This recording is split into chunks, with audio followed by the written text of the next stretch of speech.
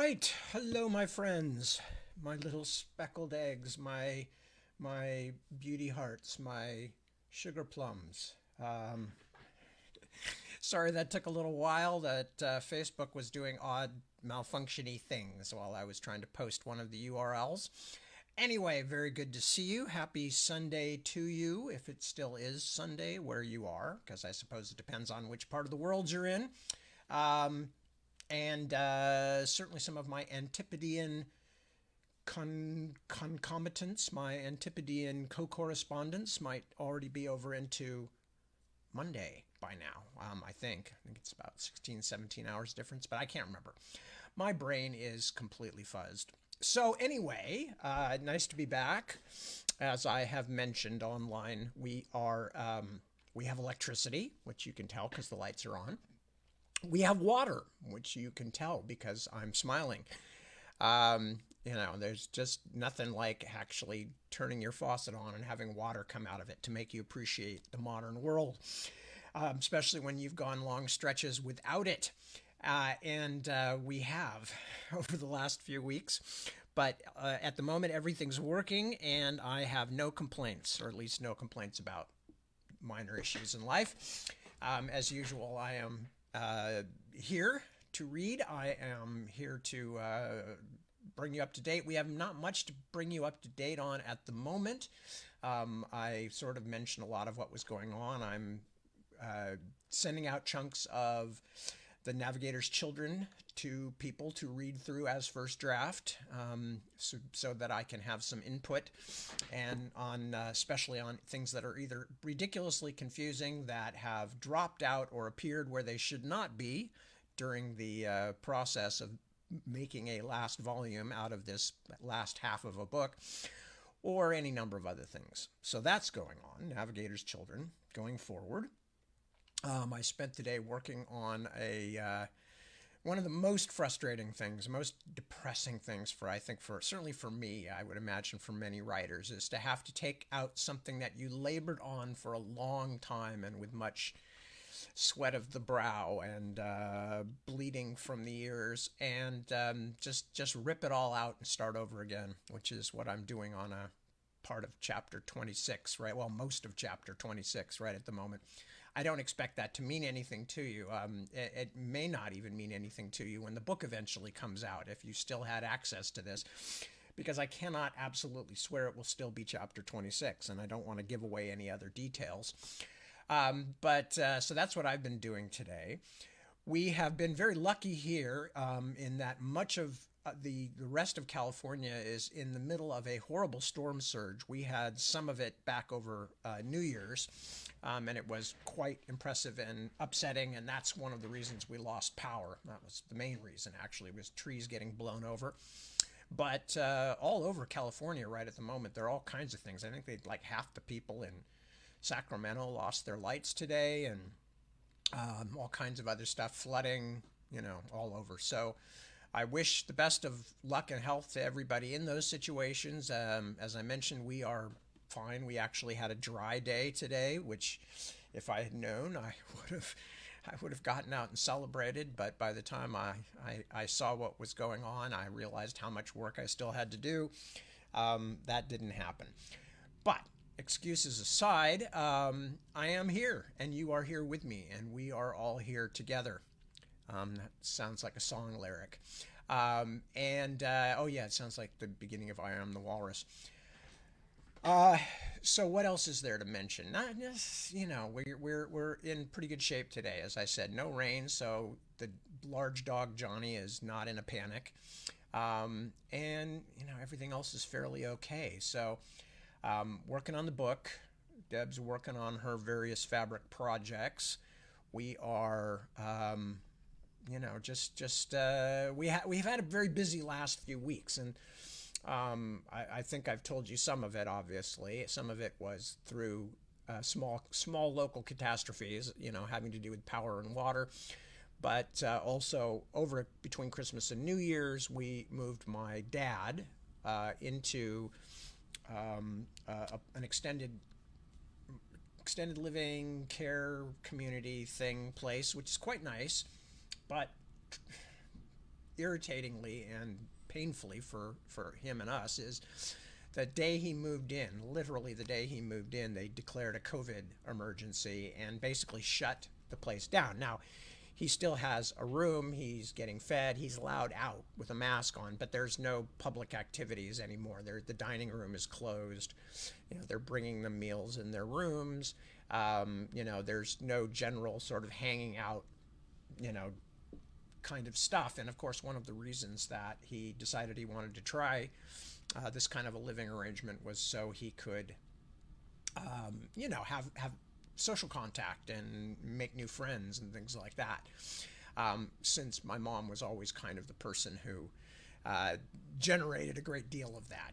She was very active and very busy and had many, many connections and was part of many groups and actually ran several groups. So, of course, that was our hope for him, and his hope for himself was to get into a place where, he could make social contacts. And at the moment, that's just not happening, unfortunately. And it's, so he's several times said, maybe I should just move back home. And of course, my brothers and I, who lugged all the furniture over that he needed for this new place, excuse me, are kind of saying, give it a chance, Dad, give it a chance, just a little bit, because it was a lot of work. And my brothers did a huge amount of it, and they have really been good, both of them. They have been excellent in this family change, crisis, the whole bit. Anyway, so that's where we're at here. I'm going to go see Dad tomorrow and try and buoy his spirits, which I'm sure need a little buoying after having spent, we are visiting him. Fortunately, that's one of the reasons he chose this spot, is because he's now close to two of the brother families, as opposed to back in the other side of the hill where he was only close to one of the brother families. So we are, hanging out with him and visiting him and bringing him things and stuff like that. So I hope he can hang in a little bit longer and see if things improve. So fingers crossed. Send your thoughts and prayers in the direction of the health decisions of this particular place. Anyway, so I am going to check in and then maybe get an early start on reading today. So let me see who has showed up to say hello. And the first off the bat is James. Hello, James. Good to see you as always. Emily, Happy New Year. And she's saying that to all of you, not just me. Barban, hello, and Happy New Year to you too. Jared, good to see you. A pleasure. Angie, hello, good to see you too. Ron, my friend, hello. Glad you're here. Hope things are good for you. Hope Arizona is a bit drier right now than parts of this particular state. As I said, fortunately, we were lucky. This part of the storm seems to have bypassed us, but not a lot of other parts of California where they're having all kinds of problems. Becca, hello, good evening, good to see you. Tiffany, hello, checking in from Florida. Lovely to have you with us. Kelly, good evening. Yes, hope everyone is okay and that we don't have to hunker down with the threat of cyclones. Oh my God, I hope not. We have everything else in California. We have earthquakes and we have floods and tsunamis and all kinds of other stuff. And we could do without cyclones. So thank you very much. Susan, hello. And Lily too. Yes, there's Lily back there being her normal high energy self. If she moves 2 times before 8 o'clock, it'll be very impressive.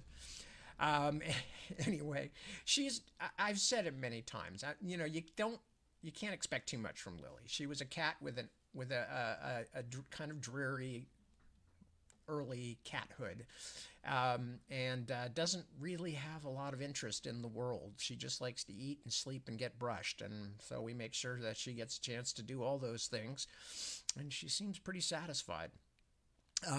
So anyway, but there she is, and I will pass along your hello to her, Susan, or I have anyway.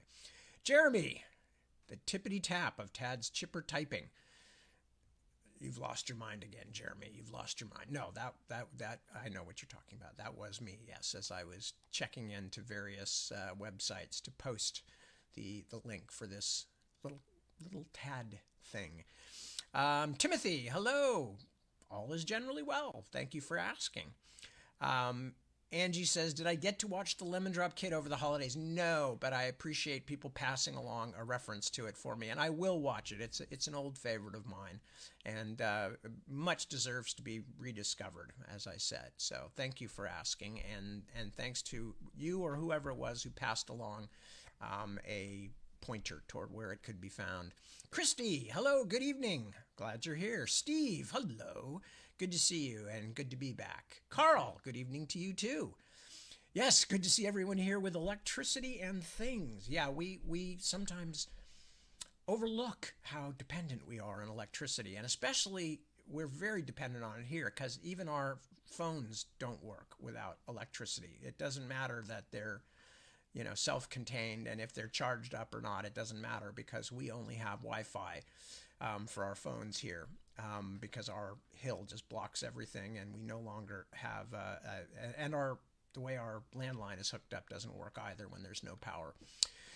So when we have no and we don't have water either because although this wasn't the problem, but just the power going off means that we get a little bit of water out of the tank through sheer gravity, but then it hits a certain point and, the well is not pumping up more. So we are very dependent on electricity, which is why I am at the moment so very grateful for the modern world that has returned these things to me. Isaac, hello, checking in. Good to see you. May you never know of the term inversion. It depends on what you mean by inversion. If you're talking about inversion in the normal sense of things, in the meteorological sense of things, I'm not sure what kind you mean. We have the term inversion layer here all the time, but I suspect that what you're talking about is a lot more savage and unpleasant than what I'm used to. Mike, checking in from Idaho. Hello, Mike. Good to see you. Tim, Happy New Year's. Yes, everyone is doing as well as can be expected here after the absolute crap that was 2022. We are clinging to the hope that 2023 is going to be better for everybody. So thank you for asking, or thank you for suggesting. Irina or Irena, hello, welcome and good to see you. Claudia, hello, hello. A pleasure as always. Medardo. Many worries, but everything's settled mostly fine. Oh, good, Medardo. I'm very glad to hear that. So let's start the year together. Absolutely. Nice to have you with me. Kim, this is the strangest AI I've ever seen. You talking about me?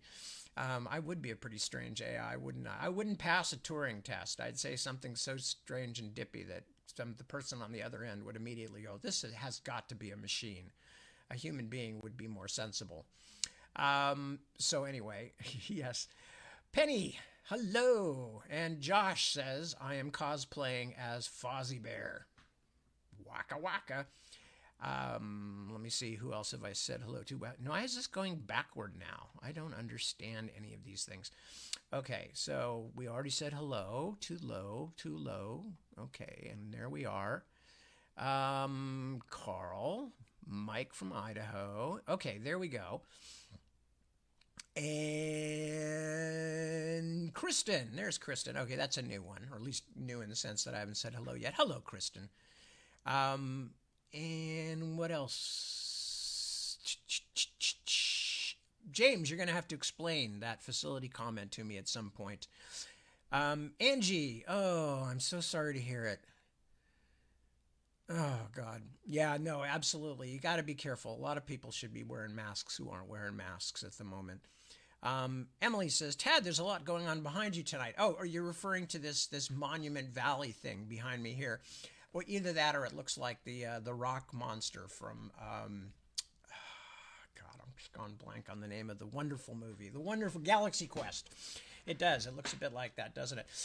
Deb brought in all the outside cushions, and this is what happens with The Office because it's a large room, and I'm mostly the only person, along with Lily, who uses it. People just bring things down here that they don't have a place for anywhere else, and just leave them in here.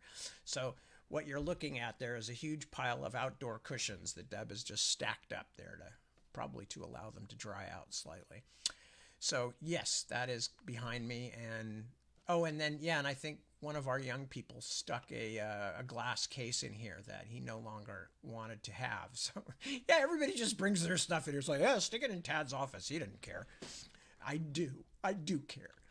Okay, so anyway, Emily, I hope that lets you know why you notice so much going on behind me.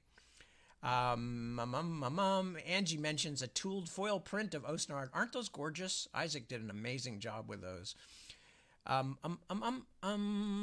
Josh is okay. Josh is making an Elmer Fudd joke. Nicole, hello, saying hi from across the 17. Ah, brilliant. Well, thank you. I'm glad you two are getting a bit of a dry day too. Then, assuming you're fairly close across this. 17 is one of the local freeways, by the way. Emily says the Pillow Fort Throne. Yes, there's a novel in there, I think. Our Skinny Valley, Isaac says, traps the bad air under the inversion. Yeah, we have that kind of inversion also. In California's case, it's you usually hear about it in terms of smog, especially more in Southern California, because of the arrangement between the mountains and the sea. Whereas in our case, we're on we're on the far side of the hills. So we don't tend to get inversion layers right where we are, although they do occur in the Bay Area, absolutely, and they trap pollution and make for bad air quality. But so far, we've got better air quality still, I think, than Southern California. Who else? Barbara, checking in from Alabama. Hello, Barbara. Good to see you. And Rose, hello. Good to see you. And Jennifer, hello, hello. Stumbled on this while surfing. Well, it's better than stumbling on a blue ring octopus or a great white shark, isn't it? While surfing. I'm glad you're here. Okay, so with that, I have fairly swiftly dispatched all of the hellos, and I'm actually going to jump into the reading. So, James, yes, please do. And don't worry, it's a sidebar conversation. And with that, I am going to return to the Dragonbone chair, which, look, we're most of the way through now. We're definitely most of the way through. We're at chapter 37, and as I recall, looking back into the distant past, I think there's only 44 chapters in the whole book, so we're most of the way through. Anyway, we have a little over a sixth of the book left. My grade school mathematics command of fractions suggests. Anyway, so what has been happening is we already talked about, I talked briefly about the chapter that preceded this. But then the chapter we were reading basically much of it was about Simon and the company, which is Binnebik and 3 Erkenlanders and Sludig the Rimmersman, all departing from Nagelmund in what seemed like a fruitless quest to discover what happened to one of the 3 swords mentioned in the poem that seems to be relevant to the things that are happening, the sword Thorn. And they are on their way north, and in the process, they were attacked once again by the man with the hound-headed helmet, this time accompanied by Rogue Rimmersman. There's too much alliteration. Rogue Rimmersman and hound-headed helmet. Not easy to say.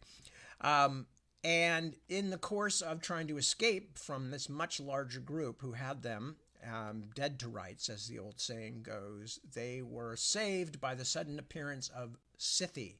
However, of course, this is the first time outside of the one time that Simon has ever encountered the Scythe, and the first time most of the rest of them had ever encountered the Scythe. And the Scythe are not pleased with them and consider them to be interlopers and have basically taken them captive.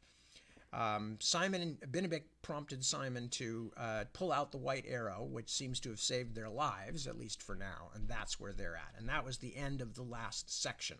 And now we are beginning a new section that will be about something else, but then we will get back to Simon. So that's where we are, chapter 37 of the Dragonbone chair. The spider hung motionless like a dull brown gem in an intricate necklace.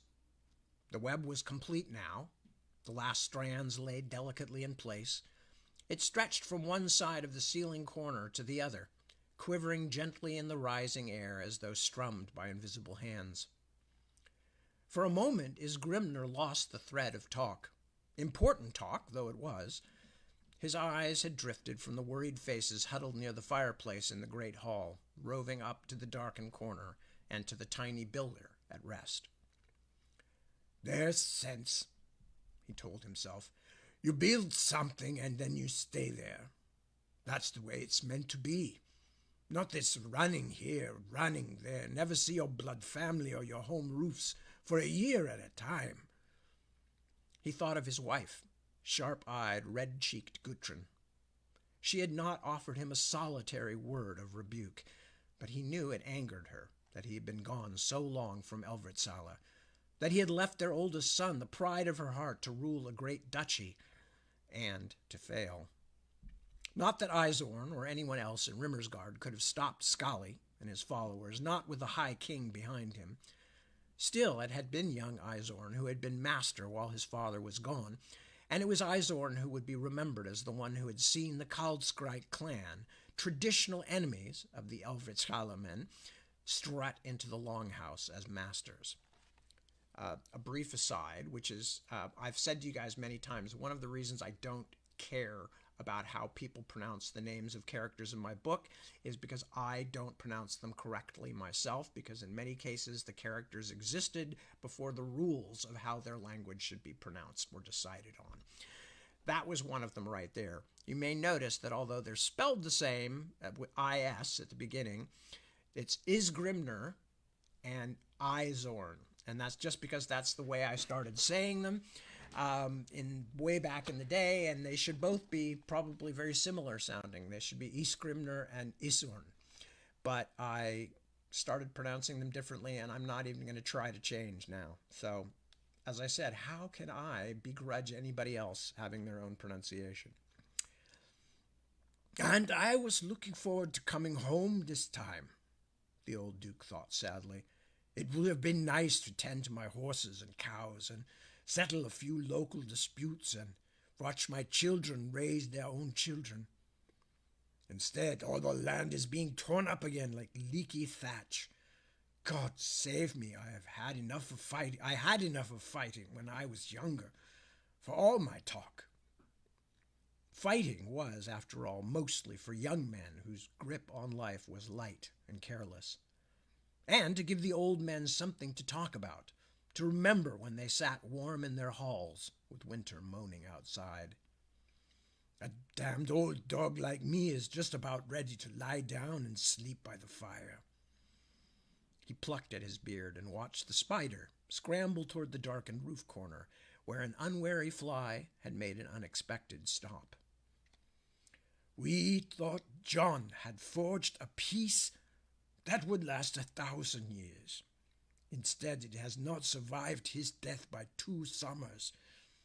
You build, and you build some more, laying strand over strand like that little fellow up there, only to have a wind come along and blow everything to pieces. And so I have near crippled 2 horses to bring these tidings as fast as I could, Lord," the young man finished as Isgrimner turned his ear back to the urgent discussion.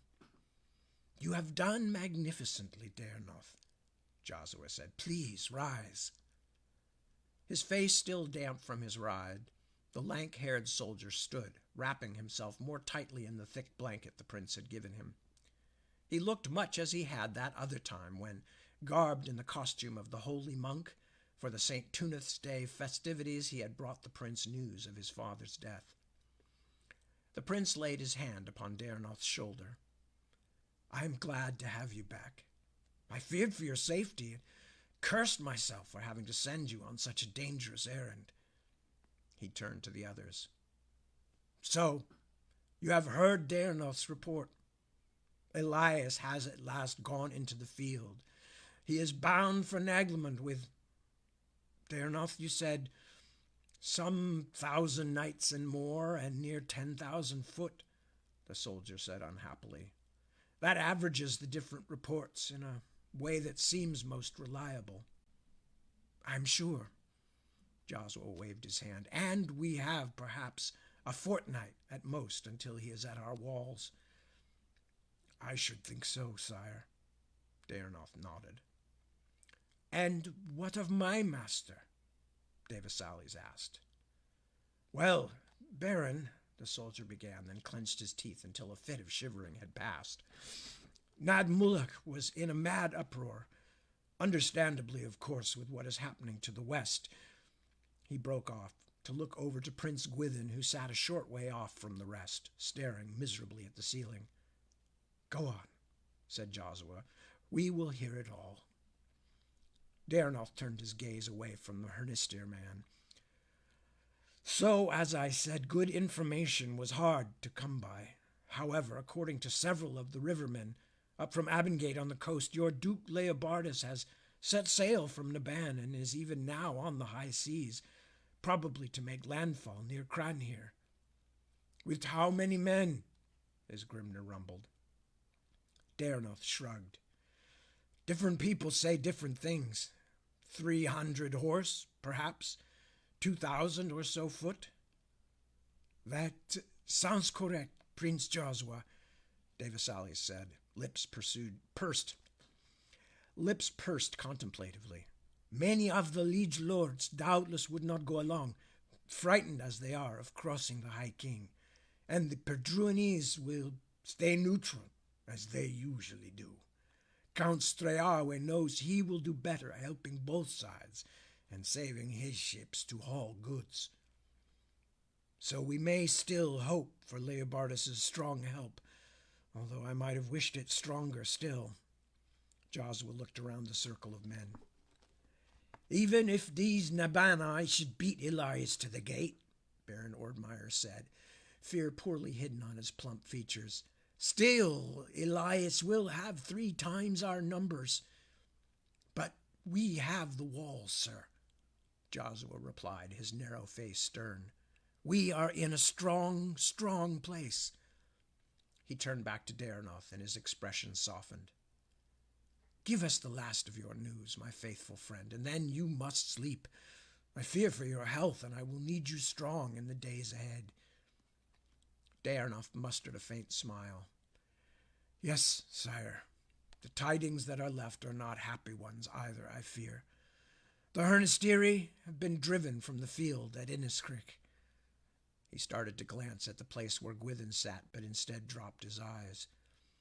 They say King Luth has been wounded, and his armies have fallen back into the Grinspog Mountains, the better to harry Skali and his men.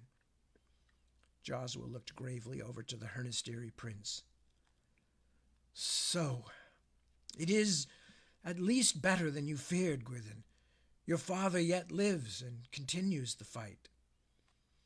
The young man turned. His eyes were red. Yes, they continue the fight, while I sit here inside stone walls, drinking ale and eating bread and cheese like a fat townsman. My father may be dying. How can I stay here? And do you think you can beat Skali with your 500 men, lad? Isgrimnur asked, not unkindly. Or would you seek a quick, glorious death, rather than wait to see what is the best policy? I am not so foolish as that, Gwithin replied coldly. And Bagbas heard Isgrimnur. Who are you to be saying such to me? What of that foot of steel you're saving for Skali's guts? Different, Isgrimnur muttered, embarrassed. I did not speak of storming Elvisala with my 12 knights. And all I mean to do is steal around the flank of Skali's ravens and go to my people in the mountains. Unable to meet Prince Gwithin's bright, demanding stare, Isgrimnur let his eyes slide back up to the roof corner, where the brown spider was industriously wrapping something in clinging silk. Gwithin, Josua said soothingly, I ask only that you wait until we can speak more. 1 or 2 more days will make little difference. The young Hernistir man stood up, his chair scraping against the stone flags. Wait! That is all you want to do. That's all that you do is wait, Josua. Wait for the local muster. Wait for Leobardus and his army. Wait for Elias to climb the walls and put Nagdaman to the torch. I'm tired of waiting. He raised an unsteady hand to forestall Joshua's protests. Do not forget, Joshua, I am a prince too. I came to you out of the friendship of our fathers. And now my father is wounded and harried by northern devils. If he dies unsuccored, and I am become king, will you order me then? Will you still think to hold me back? Brainiac, I cannot understand such craven reluctance. Before he reached the door, he turned. I will tell my men to prepare for our departure tomorrow at sunset. If you think of some reason why I should not go, one that has escaped me, you know where I may be found. As the prince flung the door shut behind him, Joshua rose to his feet. I think that there are many here who, he paused and shook his head wearily, who feel the need of some food and drink, you not least, Darnoth. But I ask you to remain a short moment while these others go ahead, so I may ask you of some private matters. He waved Devasalis and the rest off to the dining hall and watched them shuffle out, talking quietly among themselves. Is Grimner? He called, and the Duke stopped in the doorway to look back inquiringly. You stay also, please. I think something has just arrived at the front door. I don't know if you can hear it on the microphone here, but that's large dog Johnny going into his protect the house mode, keeping away burglars and night squirrels and murder badgers and all the other creatures, death bunnies that he has to work so hard to keep at bay. Anyway, is Grimner? He called, and the Duke stopped in the doorway to look back inquiringly. You stay also, please. As Grimner had settled himself in a chair again, Joshua looked expectantly to Darnoth. And have you other news for me? The prince asked. The soldier frowned. If I had aught else of good tiding, my prince, I would have told you first, before the others arrived. I could find no trace of your niece or the monk who accompanies her, but for one peasant farmer near the Greenwade fork who saw a pair of their description fording the river there some days ago, heading south. Which is no more than what we knew they would do, as the Lady Vorsheva told us. But by now they're well into the Inniskrick, and the blessed Eusiris alone knows what may happen, or where they will go next.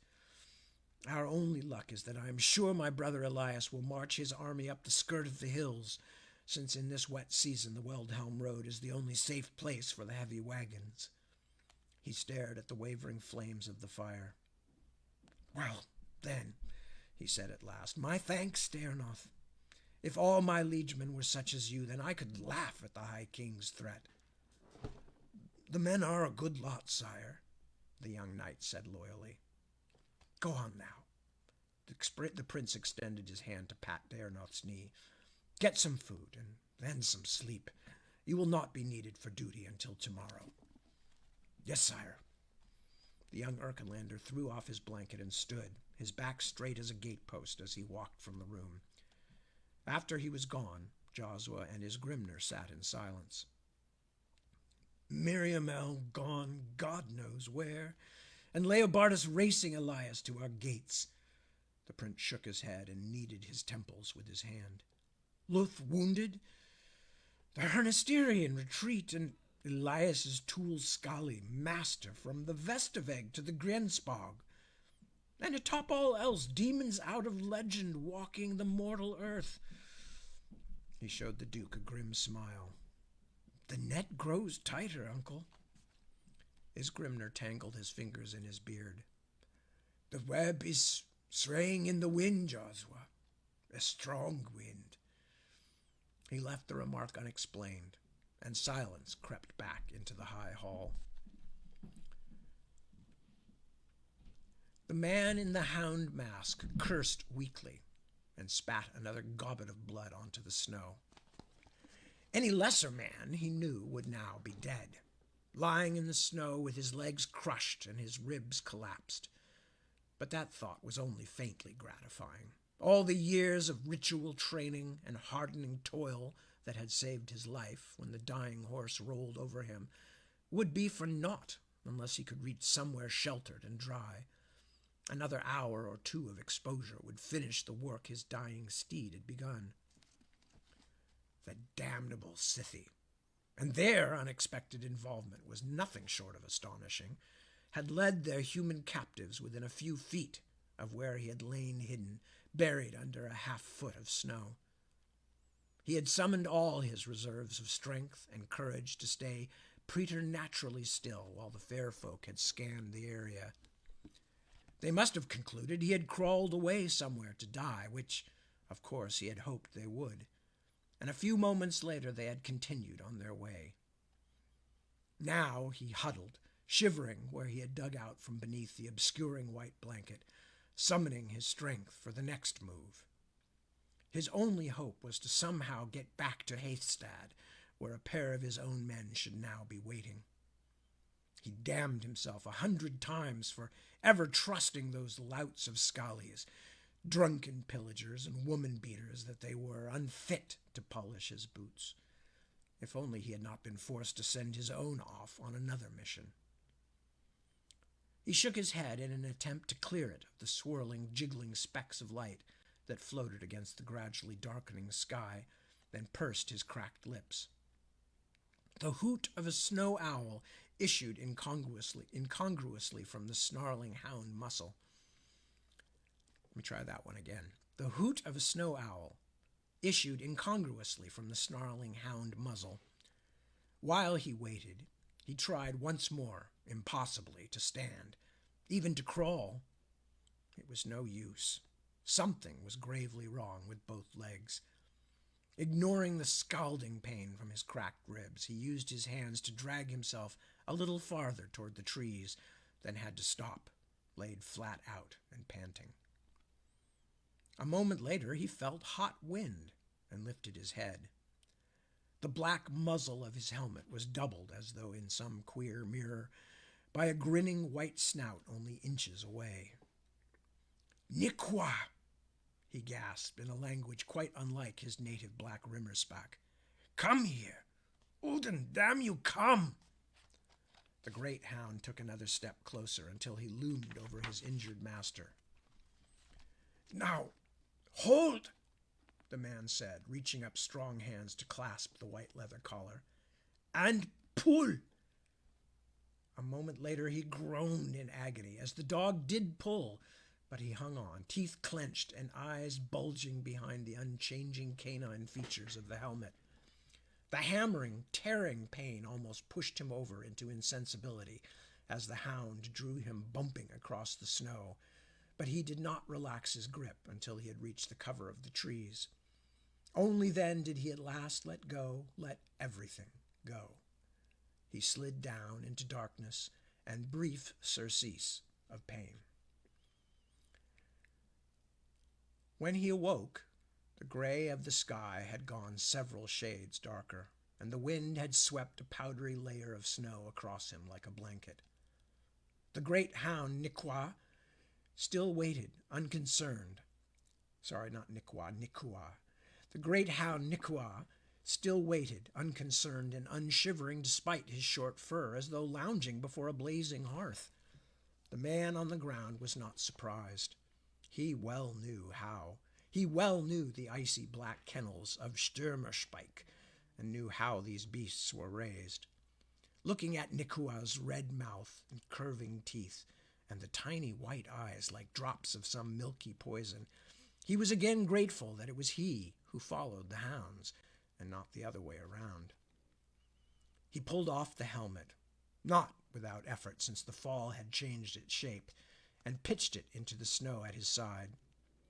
With his knife he cut his black cloak into long strips. Soon after he began laboriously sawing down some of the slenderest young trees. It was horrible work on his agonized ribs, but he did his best to ignore the flashing pain and go on.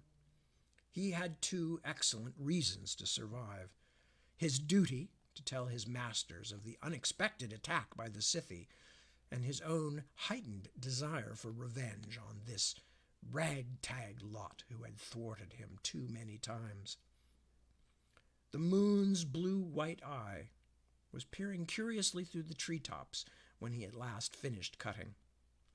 He used the strips of his cloak to bind a number of the shorter staves tightly to each leg as splints. Then, sitting with his legs stiffly before him like a child playing noughts and crosses in the dirt, he bound short cross pieces to the tops of the two long staves remaining. Clutching them carefully, he grabbed again at Nikua's collar, letting the long corpse-white dog drag him up onto his feet, where he swayed precariously until he could get the new-made crutches under his arms. He took a few steps, swiveling awkwardly on his unbending legs. It would do well enough, he decided, wincing at the sickening pain. Not that he had any choice.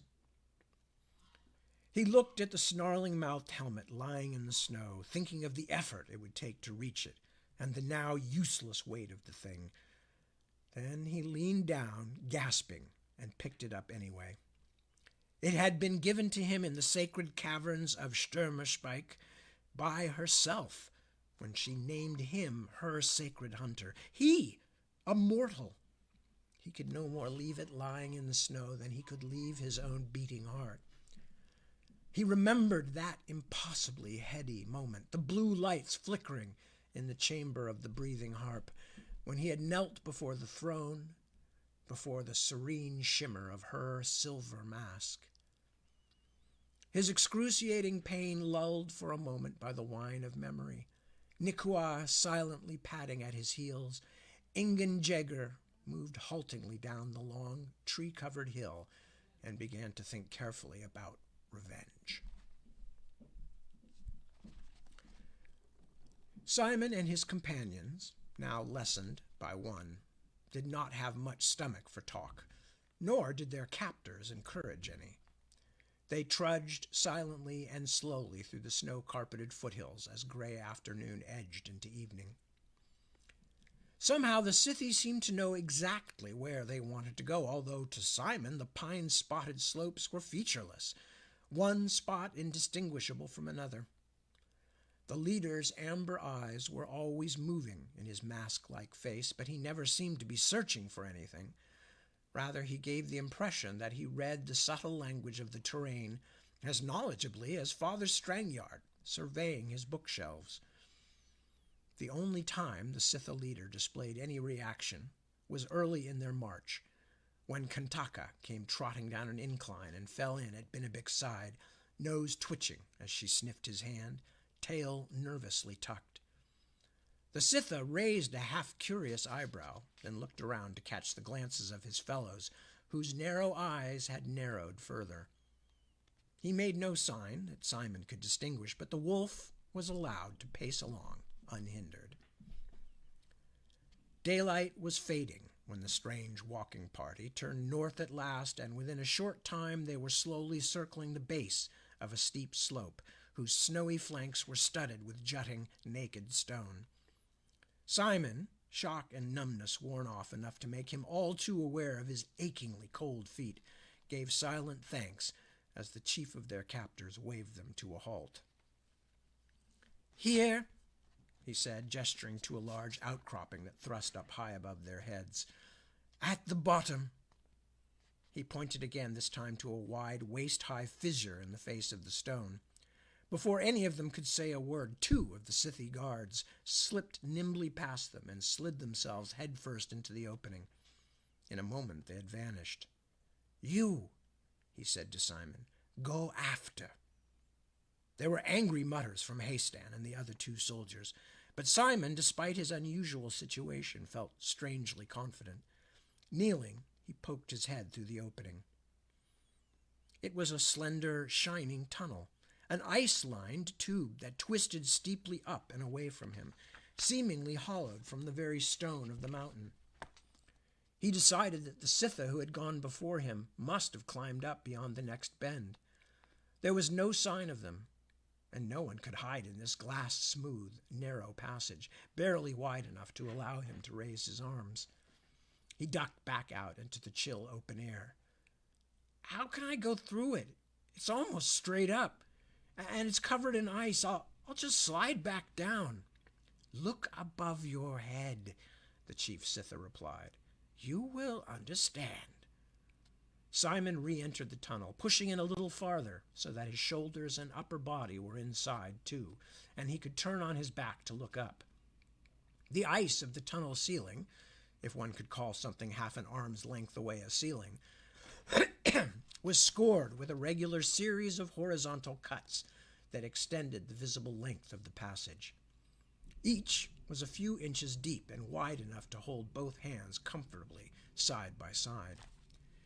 He realized, after some thought, that he was intended to pull himself up with his hands and feet, bracing his back against the floor of the tunnel.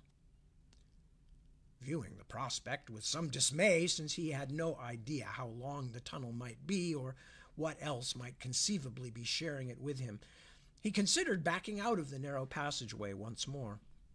After a moment he changed his mind. The Scytha had shinnied up before him. As quickly as a squirrel, and for some reason, the Scytha had shimmered up. Okay, let's try again. The Scytha had shimmied. I may just have to skip this paragraph. The Scytha had shinnied up before him as quickly as squirrels, and for some reason he felt the urge to show them that, if not as nimble as they, he was still bold enough to follow without coaxing. The climb was difficult, but not impossibly so. The tunnel turned often enough that he could make frequent stops to rest, bracing his feet against the bends in the passage. As he slowly grabbed, pulled, and braced, time after muscle cramping time, the advantage of such an entrance tunnel, if this was, as it seemed, an entrance, became obvious.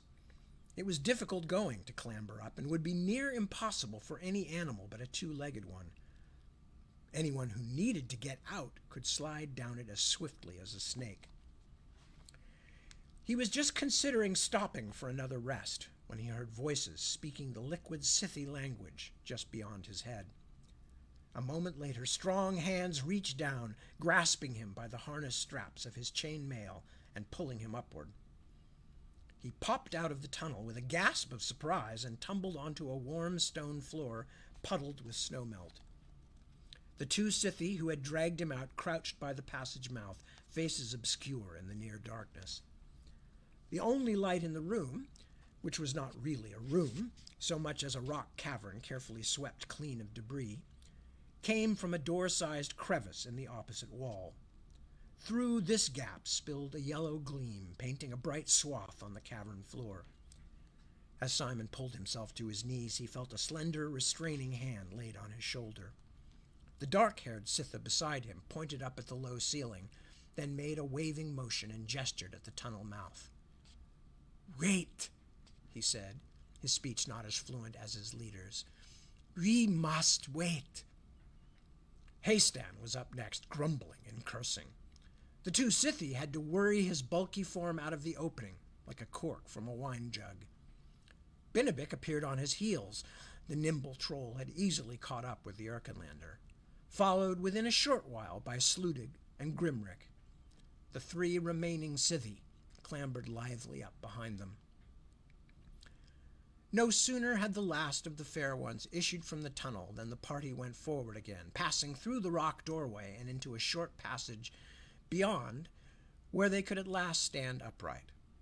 Lamps of some kind of milky golden crystal or glass had been set into niches in the wall, and their flickering light was enough to mask the glow of the door at the far end until they were almost upon it. One of the Scythy stepped to this gap in the stone, which, unlike the last, was shrouded with a hanging of dark cloth, and called out. An instant later, two more of their kindred pushed past the cloth. Each of them held a short sword made of what looked to be some dark metal. They stood, silently alert, betraying no surprise or curiosity, as the leader of the captors spoke. "We will bind your hands." As he said this, the other Scythy produced coiled lengths of shiny black cord from beneath their clothing. Sludig stepped back a pace, bumping into one of the guards, who made a quiet hissing noise, but offered no violence. chambersman said, his voice dangerously tight. "I will not let them. No man will bind me against my will." "Nor me," Hastan said. "Don't be foolish."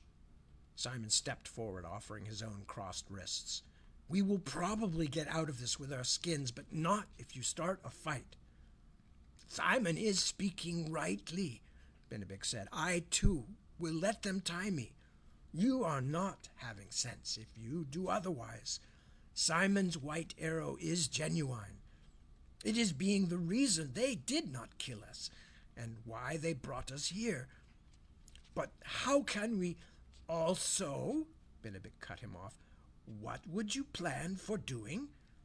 Even if these folks here you fought and overcame, and others who most likely wait beyond, what then? Should you slide downward through the tunnel, you would no doubt be crashing onto Kantaka, who waits at the bottom. I think such a startling thing would give you little chance to tell her you were no enemy." Sludig looked down at the troll for a moment, plainly thinking of the possibilities attendant on being mistaken by a frightened Kantaka. At last he called up a weak smile. "Again you win, troll." He put his hands forward.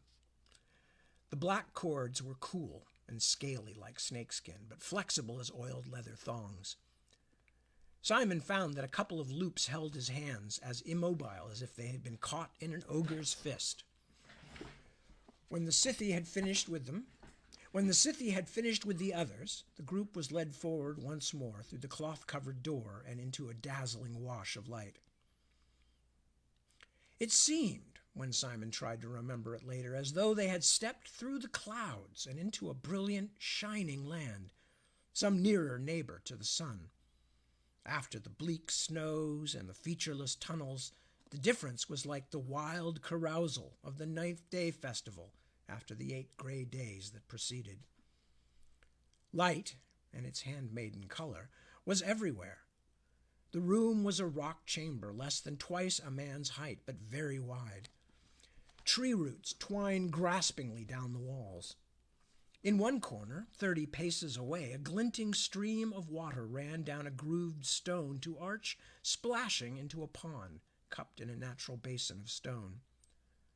The delicate chime of its fall wound in and out of the strange, subtle music that filled the air. Lamps, like the ones that lined the stone hallway, were everywhere, casting, according to their making, beams of yellow, ivory, pale chalky blue, or rose, painting the stone grotto with 100 different hues where they ran against each other. In the center of the floor, not far from the edge of the rippling pool, a fire was animatedly ablaze, the smoke vanishing into a crevice above. "Elijah, mother of the holy Adon," Sludig said, awed. "Never knew there was a rabbit hole here." Grimrick shook his head. "And they got a palace?" Perhaps a dozen Scythe, all male as far as Simon could tell on brief inspection, were ranged about the chamber. Several of them sat calmly before another pair, seated on a high stone. One of those held a long flute-like instrument, and the other was singing. The music was so strange to Simon that it took him a few moments before he could separate voice from flute, and the continuing melody of the waterfall from either. Still, the exquisite, quavering song they played tugged achingly at his heart, even as it lifted the short hairs on the back of his neck.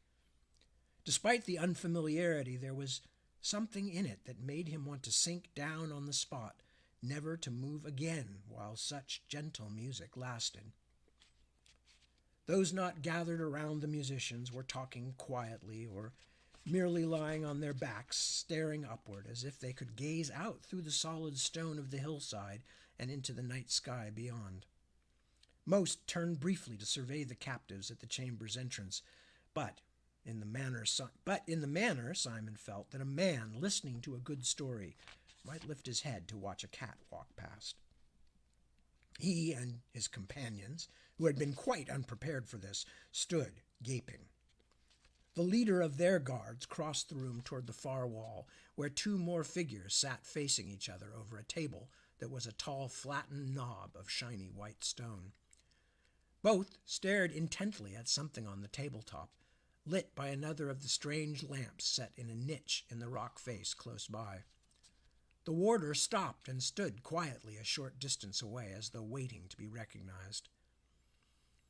The Sitha, who sat with his back to the companions, was dressed in a beautiful high-collared jacket of leaf green, with breeches and high boots of the same shade. His long braided hair was of a red, even more fiery than Simon's, and his hands, as he moved something across the tabletop, glittered with rings. Across from him, watching the movements of his hand intently, sat one wrapped in a loose white robe rucked up around his braceleted forearms, his hair a pale shade of heather or blue. A crow's feather, shiny black, hung down before one ear. Even as Simon watched, the white-gowned Sitha flashed his teeth and spoke to his companion, then reached out to slide some object forward. Simon's stare grew more intense. He blinked.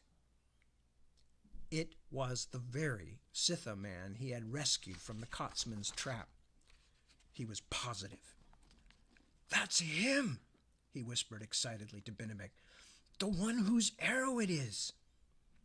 Even as he spoke, their warder approached the table, and the one Simon recognized looked up. The warder quickly said something, but the white-robed one only flicked a glance over toward the prisoners and waved a dismissive hand, returning his attention to what Simon had at last decided was either some kind of map or gaming board. His red-haired companion never turned, and a moment later their captor came back. "You must wait until Lord Jiriki has finished." He brought his expressionless gaze to bear on Simon. "Since the arrow is yours, you may go unbound. The others may not." Simon, only a stone's throw from the one who had made the debt pledge, but still being ignored, was tempted to push forward and confront the white-robed Sitha. Jiriki, if that was his name. Benedict, who felt his tension, bumped him in warning. "If the others must remain tied, then so will I," Simon said at last. For the first time he thought he saw something unexpected slide across his captor's face, a look of discomfort. "It is a white arrow," the guard leader said. "You should not be prisoned unless it is proven that you have come by it through foul means. But I cannot free your companions." "Then I will stay tied," Simon said firmly. The other stared at him for a moment, then shuttered his eyes in a slow reptilian blink, reopening them to smile unhappily. "So it must be," he said. "I do not like binding a bearer of the Staja'ame, but I see little choice. On my heart it will be right or wrong." Then, strangely, he bobbed his head in an almost respectful manner, fixing his luminous eyes on Simon's. "My mother named me Anai," he said. Caught off balance, Simon let a long moment pass until he felt Benedict's boot grinding on his toe. By the way, we're going to go about 5 minutes past the top of the hour here, I think, so I can get to the end of the chapter. Caught off balance, Simon let a long moment pass until he felt Benedict's boot grinding on his toe. "Oh," he said, my mother named me Sailman, actually." Then, seeing the Sitha nod satisfied, he hurriedly added, "And these are my companions, Benedict of Yukanuk, Hastan and Grimrick of Erkenland, and Sludig of Rimmersgard." Perhaps, Simon thought, since the Sitha had seemed to place such importance on the sharing of his name, this forced introduction would help protect his companions. Anai bobbed his head again and glided off, once more taking up a position near the stone table. His fellow guards, after lending surprisingly gentle help to the bound companions so that they could sit down, dispersed around the caverns. Simon and the others talked quietly for a long while, hushed by the strange twining music more than their situation. Still, said Sludig at last, after complaining bitterly about the treatment they had received, at least we are alive. Few who encounter demons are so lucky. You're at top, Simon, lad. Haystan laughed. Us spinning top? Got the fair folk bowing and scraping? Let's be sure to ask for a bag of gold before we go on our way. Bowing and scraping? Simon smirked in unhappy self-mockery. Am I free? Am I unbound? Am I eating supper? True. Haystan shook his head sadly. A bit'd go down nice. And the jar or so. I am thinking we will receive nothing until Jariki sees us, Benebik said. But if he is indeed the person that Simon rescued, we may yet be eating well. Do you think he's important? Simon asked. And I called him Lord Jariki.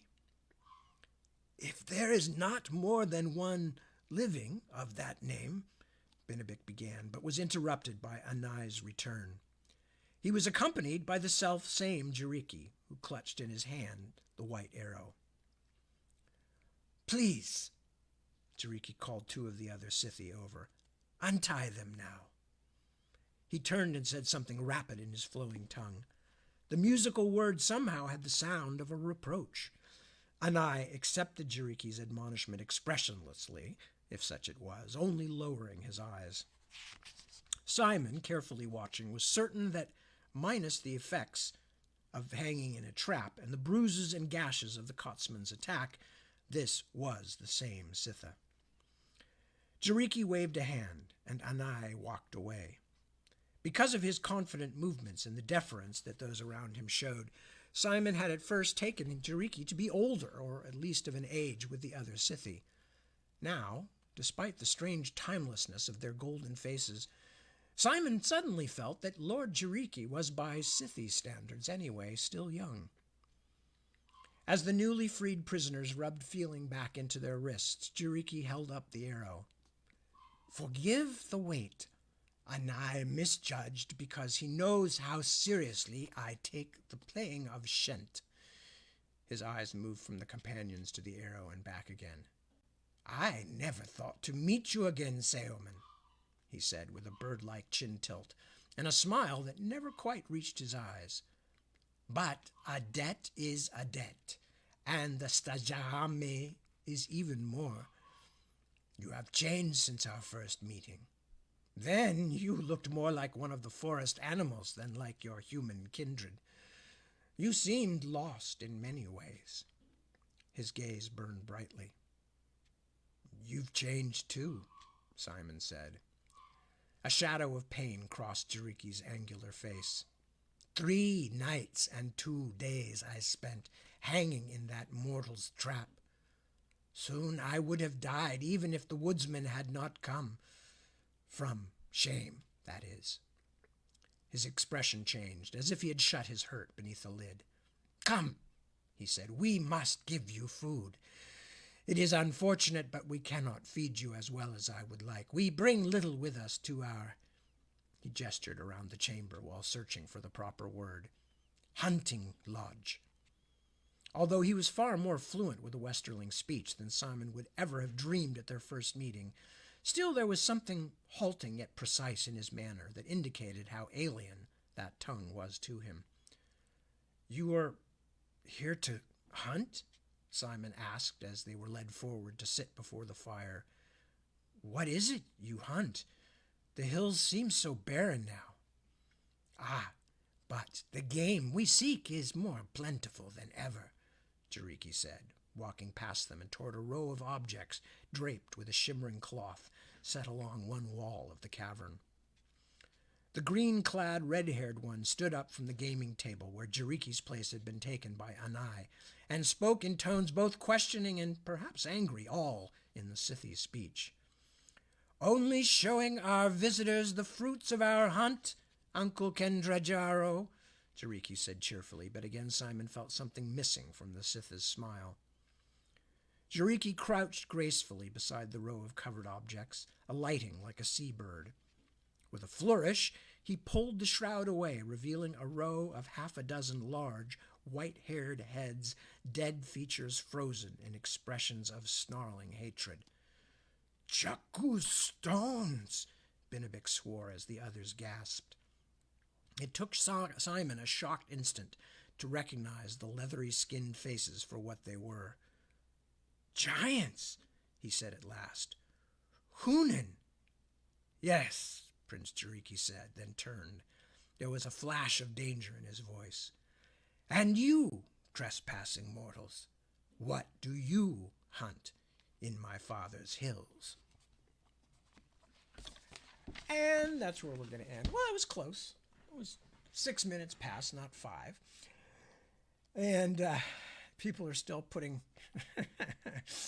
tongue twisters. 60 Scythy sissies swam sinuously southward. Very nice. 60 Scythy sissies. 60 Scythy sissies swam sinuously southward. Anyway, so with that, I am going to break for the night because judging by the loud hammering howl of the Hound of the Baskervilles, some kind of food has arrived. So I am going to go partake. I hope the rest of you will have a very good rest of your Sunday evening. I will see you next week. Same TAD time, same TAD channel. We will continue with chapter 38, which comes up next. And until then, I ask you to take good care of yourselves, take good care of your loved ones, your friends, your neighbors. We will all help take care of each other. That's the only way it'll work. I thank you. Peace and good night.